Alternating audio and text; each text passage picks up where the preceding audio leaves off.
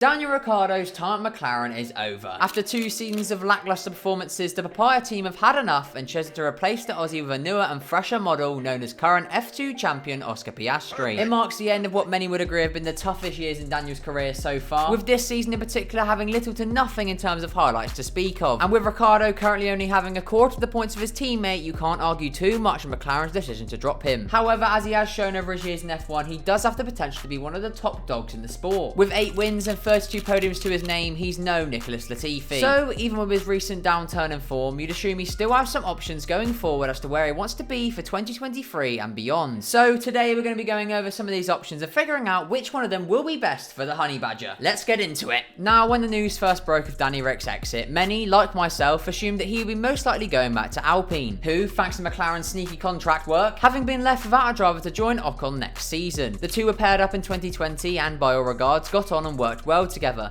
with Esteban commenting at the end of the year that he was always pushing and extracting the best from the car.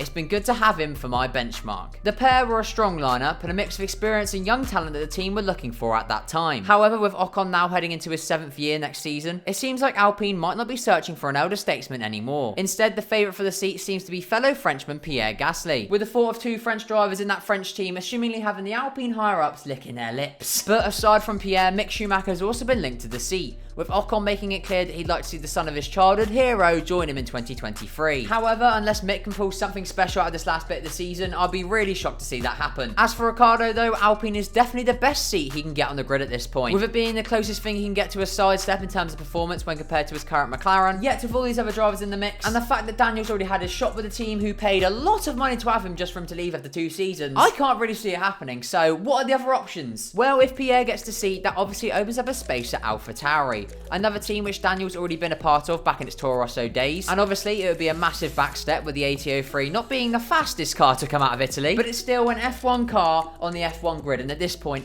Daniel can't be that picky. However, just like Alpine, the team have been very open in their discussions of other drivers they're looking to replace the potentially exiting Gasly, with the favourite of course being Colton Herta, yet as he currently doesn't hold enough super license points, that idea may be dead in the water. Aside from him though, Red Bull have a number of junior drivers in F2 they could choose to promote, like Liam Lawson and even Hauger. However, neither of them have really set the world alight this season. Even still though, since AlphaTauri are a junior team, I do feel like they'd much rather take a risk and bring in a young driver who may hit the ground running and be their next star, than bring in a 33-year-old Daniel Ricciardo who was at the team 10 years prior. I also don't think Daniel himself would want to go back to AlphaTauri, so where else is there? Maybe Haas? Now, even though the thought of Gunther Steiner, K-Mag and Ricardo all being in the same team may sound like a drive to survive fever dream, it could be a real possibility. In fact, the same goes with Williams. I'll address both these teams in one go because the situation would be fairly similar. Since if Ricardo signed a contract for either team, he would have to take a massive backstep in terms of car performance, but assumingly also pay, with neither team having the cash to splash on a driver whose current reputation doesn't really warrant his hefty price tag. Now yes, he's super experienced, and if paired alongside Albon at Williams, I'm sure the youngster could learn a few things.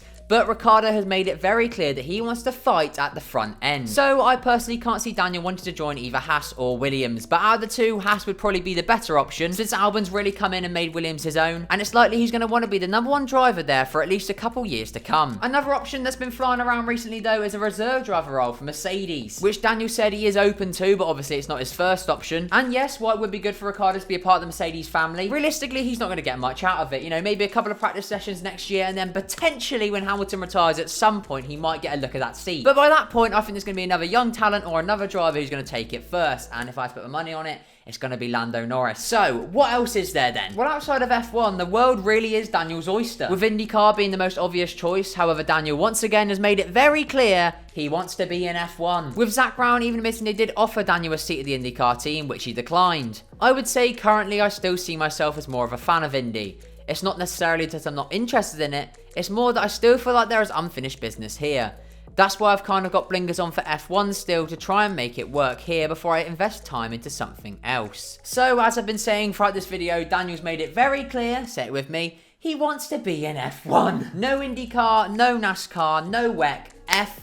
F1. And I get it, it's the pinnacle of motorsport. He's not going to want to leave it, especially not on a low. Thus, for 2023, Daniel's best option is to get onto his knees and beg Alpine to take him back. It's his only way of getting into a car that will be able to maybe challenge for podiums and potentially race wins in any immediate future. If I were him though, I'd just take the L and move to America. He's already well known and loved out there, so should have no problem getting a seat in any series, whether that be IndyCar or NASCAR. It'll be less stressful and he'll get a chance to actually fight for wins. And if he does it sooner rather than later, he'll still be young enough to try and establish a legacy within those sports, which can rebuild the damage these 2 seasons have done to his reputation. But again, that's just my opinion. Let me know what you lot think in the comment section down below. Do you think Daniel should try and stay in F1? Should he bin it off, go to IndyCar? His options are limited, but like we said about 800 times this video, he wants to stay in F1. So where do you think he's going to go if he stays in F1? Or do you think he might have a year out? That's obviously another option as well. But yeah, everyone, that's it for today. If you enjoyed, make sure to leave a like, subscribe to the channel if you are new. I've been Aiden, this has been Crash F1. Thank you very much for watching. Have a good day. Goodbye.